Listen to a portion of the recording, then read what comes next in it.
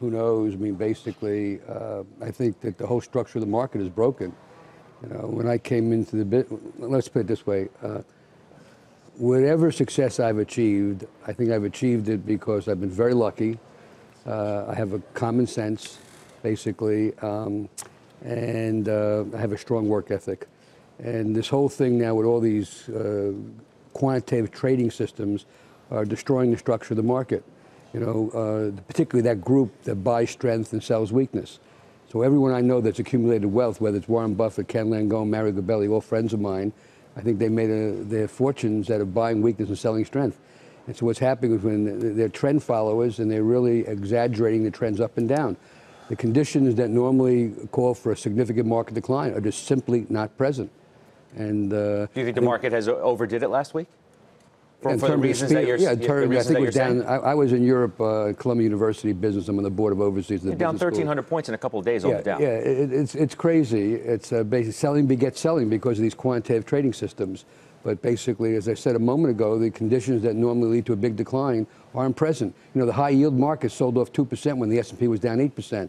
The overall credit market was relatively flat.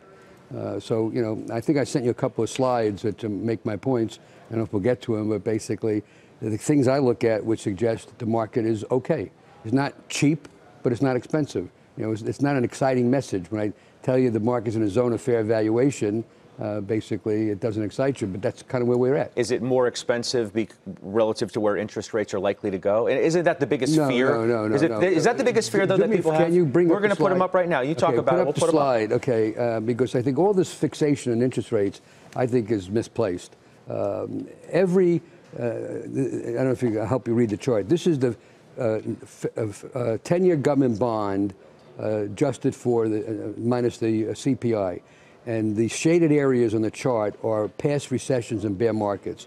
And the message is abundantly clear. Real interest rates were 5, 6, 7, 800, 900 basis points prior to the bear market and recession in the past. The real interest rates today are zero.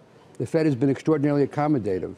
So, you know, the market can easily handle a rise in interest rates as long as the slope of the rise is gradual. I'll give you some statistics. I know it makes me sound like a statistician, but... Well, that's why people love you, because you have all this stuff stored up in your head. My wife will hopefully, my kids, my grandkids love me. I don't know about everybody else. But basically, in the last 50 years, the S&P multiple averaged 15 times. Okay, when it averaged 15 times, the 10-year government was 6.65, and the 90-day bill was 4.95. Today, the multiple in the market's about 16.5 times earnings, so 10% above the historical norm. But the 10-year government is about 3.1% versus 6.65, and treasuries, bills are about a little over 2 versus 4.95. The market will allow for a rise in rates. In fact, I think the rise in rates would be more positive than negative.